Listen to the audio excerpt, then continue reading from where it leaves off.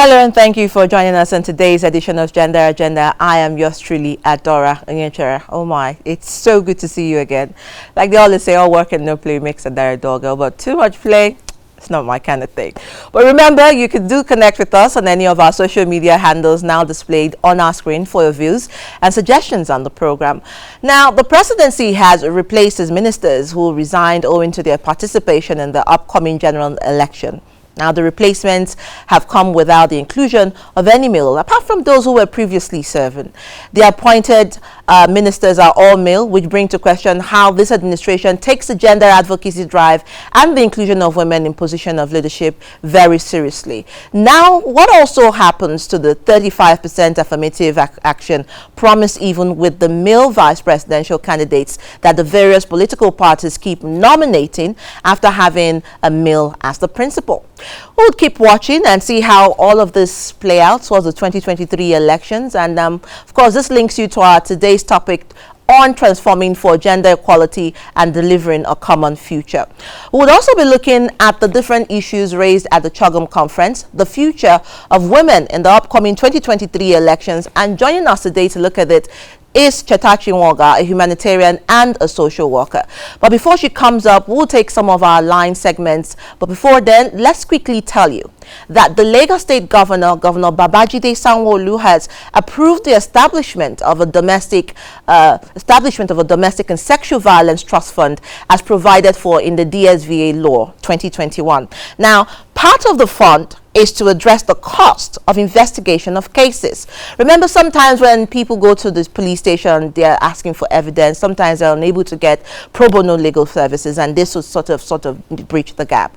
And in view of this, a partnership between the Lagos State government and the police command have also been entered to this end. Now, people are encouraged, please, with this announcement, to refer cases to the family support units for investigation situated in Lagos, especially in the areas of Ketu, Isokoko, Ikotun, Adeniji, Adele, Epe, Badagry, Festac, even Ikeja police station, amongst many others. In fact, there are about 17 stations amongst these communities.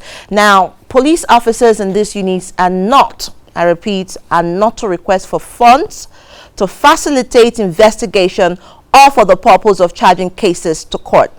Now, of course, we do know that the economic hardship and the insecurity is biting hard in our society. A lot of people are still bedeviled by the cost of feeding. Some people don't even and are unable to afford one meal a day. It is that hard, from the cost of bread to the cost of flour to pasta. That's for those who eat pasta, to palm oil, to crayfish, to etc., and even cooking gas. I don't know when last you bought your cooking gas, but as of yesterday, I was told it was 15,000 naira. Now, let's serve you our Women in the News and Voices segment. Until then, just stay with us and don't go anywhere. We'll be right back.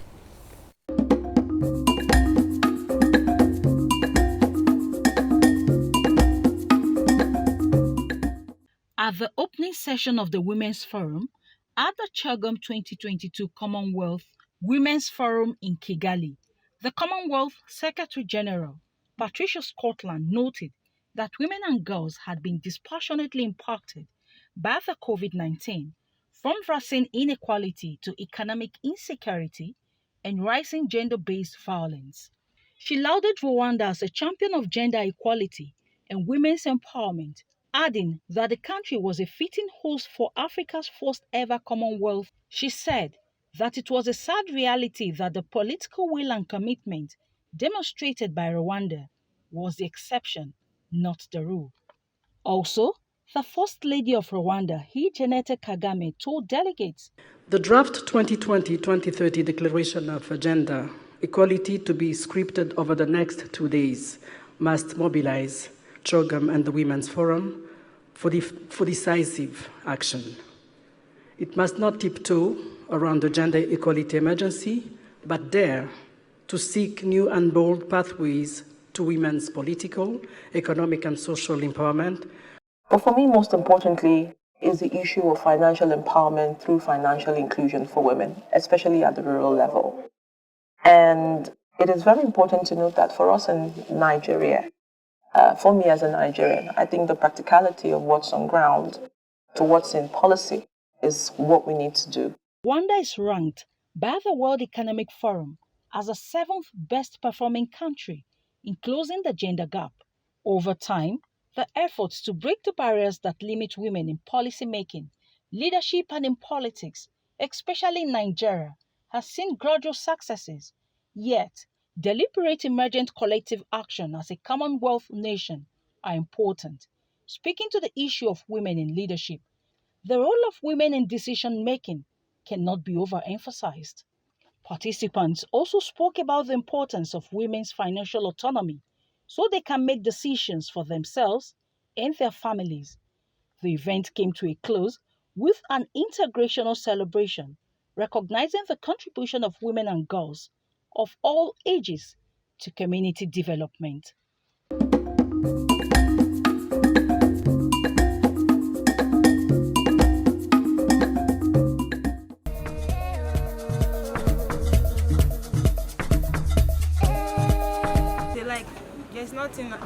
There's nothing about government about those things. If you have your own handwork, you can be able to do anything you want to do and do. Or if you have your own handwork and you can be able to use it to train yourself to any way you want to do. Forget about doing fornication, those kind of things. It doesn't matter. If you have your own handwork, like me, I have my own handwork. I can't be waiting for government to do me this. I can use my hand to provide everything for myself because of my future tomorrow. So because they don't force someone to go into the killing and the ritualists who know it's very bad. And some of the girls, you see them go into it, it's all about property. They will feel that they have no job, nobody to help. Some of them, they are looking for one way or the other, but some of them, when they go even for the job, to get the job, they will abuse them.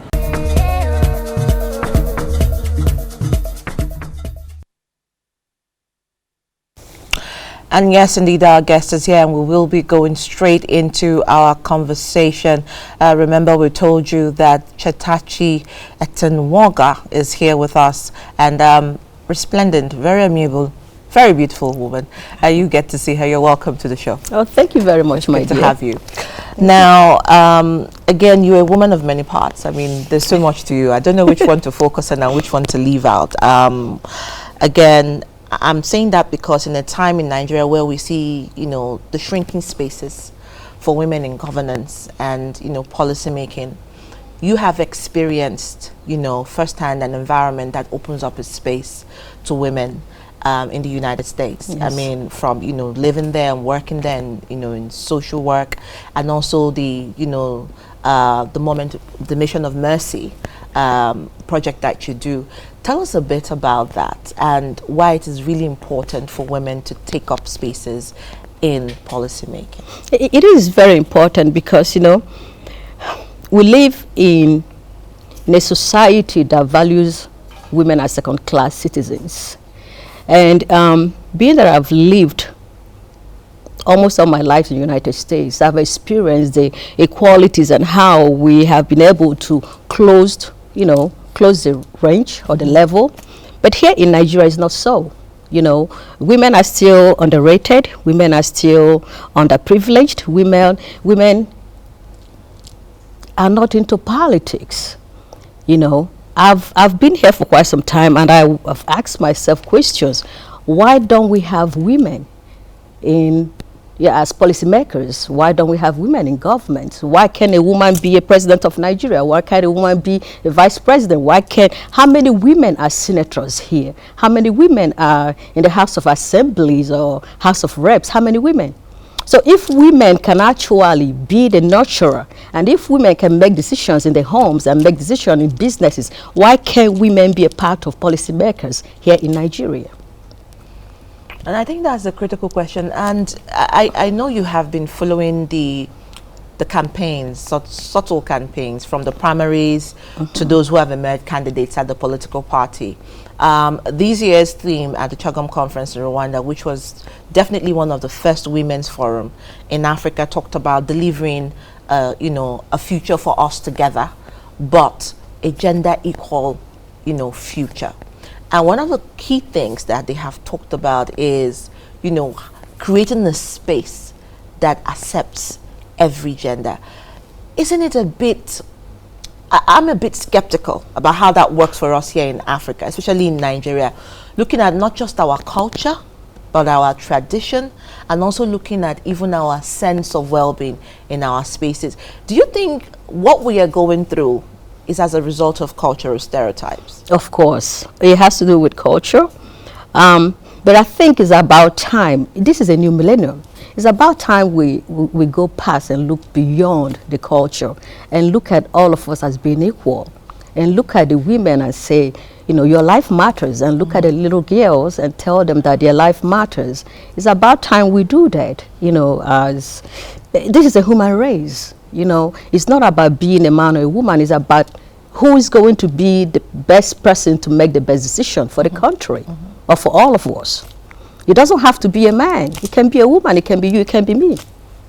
But then again, you also look at, you know, the fact that we have a very patriarchal system, very masculine. I mean, you just started a foundation called Every Life Matters. Yes. Does every life really matter, you know, in our space here in Nigeria? Do we have equal spaces for those lives? No, we don't. But that's what we're trying to do right now. We're trying to educate, you know, especially our women, our girls, that their life matters, you know.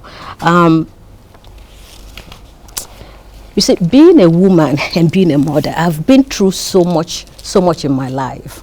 So I know what it is not to have. I know what it is to be in a very abusive relationships, you know. And most of the women here in Nigeria, they go through that, even the young girls. So it's about time we start educating the young girls and the women that, you know, their life matters. And they have to speak up for themselves. They have to report when they're being abused. You know, it can be verbal, it can be physical, it can be anything. We have to educate them that they are just as equal as men. But how do we raise the boys? I mean, you've talked about, you know, your life story. I read quite a bit about it. You raised, you know, strong children alone, and you went through the process. You had a fantastic educational background, became one of the 100 most influential persons living in the United States of Nigerian origin, you know, etc. But how do we raise the men? I mean, because, you know, what you give is what you get. And most of these adult people who we find as perpetrators, you know, in the area of domestic violence and sexual harassment, were once boys. So how do we start that conversation in the home front? We just have to go back to the grassroots. We have to go to the families, even if we have to go door by door. We have to go back to the schools. We have to, anywhere. We have to go back to tell them, to educate the girls, especially the girls, that their life matters, you know. And we have to educate the boys also not to be abusers. Let me tell you, being in an abusive relationship myself, I had to teach my son, and I had to drag myself out of that, you know, abusive relationship, because I knew that my life mattered and my kids matters as well. And I didn't want my son to imitate the father. So I had to take him out of that environment. Then my girls also, I had to teach them, listen, you have a voice, and do not stay by any man, even if it's your relatives. Do not stand by that person that will abuse you. You have to speak up. So I started teaching them when they were young how to speak up. And that's what we have to do to our little girls and boys here in Nigeria. And we have to do that. We have to educate them. We have to educate them on the right behaviors. Well, somebody would say, you know, the level of poverty, women empowered, also has a way of contributing to the silence of most women who do not see that they are able to fend for themselves from this abusive marriage. So what are the alternatives? But we'll come back to that.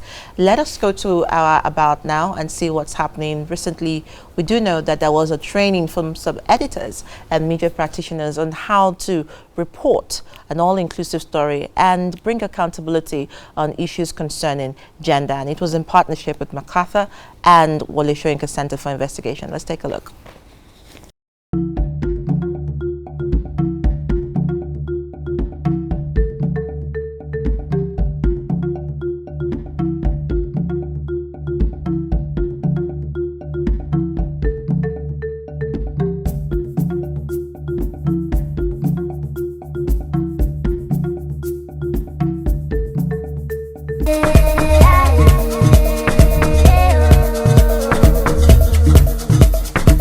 Gender Strategy Advancement International has called for robust inclusion of women in Womanic Inclusion and Governance. The Executive Director of Gender Strategy Advancement International, Adora Onyechere, stated this at a two-day collaborative media engagement for Development Inclusivity and Accountability Project in Abuja. The event themed Capacity Building for Reporters and Editors on Media Independence to promote women's economic inclusion and gender accountability in governance was supported by the MacArthur Foundation and Wole Soyinka Center for Investigative Journalism. Onyechere wondered why issues regarding the development of women are downplayed since 1999, even with the flurry of qualified female folks proving their mentor in different strata of life. She stated that women at the grassroots largely feel the bite of marginalization and poverty. Also speaking, the convener of Say No campaign, Eze Nwanwagu, said that Nigeria runs a democracy that allows for competition for elective offices. He, however, recommended that for appointments, the government should create more positions for women, people living with disability, and other marginalized groups to ensure a balance and inclusion. All right, now talking about empowerment, I mean, you are telling me a very inspiring story. I mean, it takes a lot of guts, a lot of will. You not only came out of an abusive relationship, but you've also gone on to inspire many other women and give hope. But there are so many women in Nigeria, especially at the grassroots, that can't even think of, joining politics or even leadership because of the level of abuse. Some who even dead, have lost husbands, in the proceedings. How do we empower women to the level that their voices are empowered? Just like you said, is going to the grassroots. Poverty is nothing to be played with. And when women are in that situation, they don't see any way out. But I'm here to tell the women that regardless of who you are or the situation where you find yourself, you can always emerge out of it.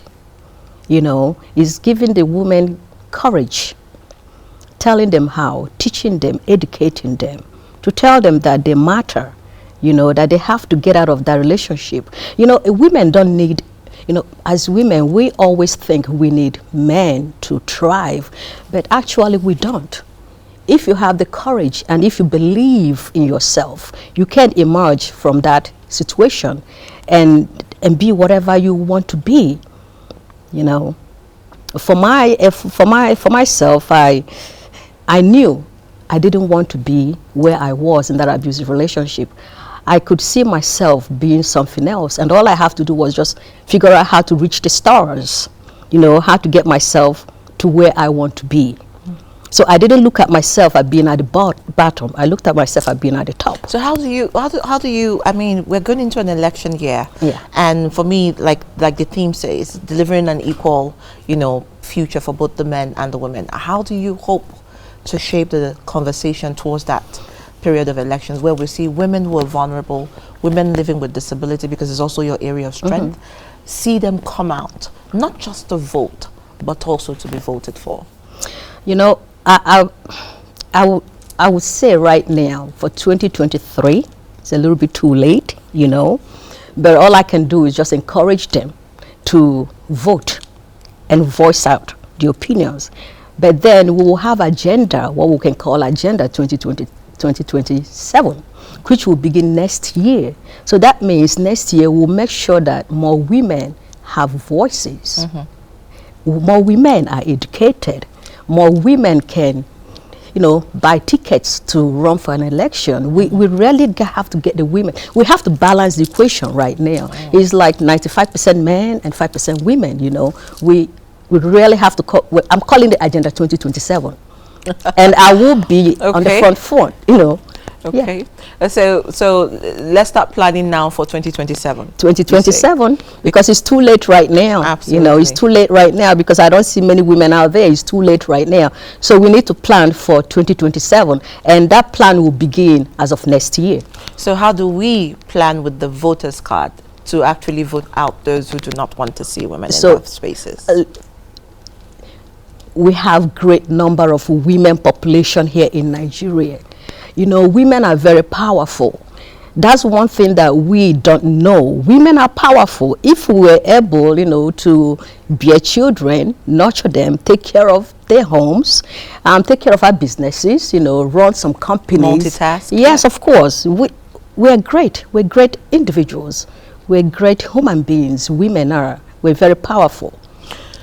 So coming from the road of someone who's been in the space of an abuser, how do you define your healing? Is it final or is it a process? It's a process. Healing is a process. I'm still going through it right now. You know, I'm still going through it now in Nigeria because what I'm seeing is really not good. You know, when it comes to women in politics, it's not good. I mean, where are all the women at? You know, and I will challenge the Nigerian, you know, politicians or all these political parties. I will challenge them to include more women next year and for them to reduce the payments that they pay for their tickets. They have to reduce that. But don't you think that's tokenism? People have argued that because they give it at a cheap giveaway price, women don't necessarily emerge after the primaries. I mean, look at what happened at the primaries. They said 50% for women, and how many women emerged? So women are saying, well, if we will be asked to pay the full price but have a leadway in the primaries, so be it. Do you think giving a concession to the costs would open more doors? I think so. I believe so. I mean, I'm going to use this opportunity. You know, I usually would tell people, you know, I'm philanthropist, humanitarian, and so on and so forth. But I would like to use this opportunity to say also that I'm a politician. Yes, I think reducing the ticket amount will help a lot of women enter into this political race. All right, well, let's take the social media messages, and definitely I have been speaking to an amazing woman of thought. She says, well, for the women, let's take our votes and put it into count, because our population can do the magic that maybe our participation will not at the outcome of the election in 2023. But for 2027, let's begin the planning now. And she has said, for those who have experienced domestic violence, healing is a process and never final. Thank you so much for coming on the show. It's good to have you. And all the best. Thank you so much. All the best ahead of your works. Well, let's take social media message, and when we'll come back, we'll close with my favorite anthem in the world, the women's anthem. To stay with us.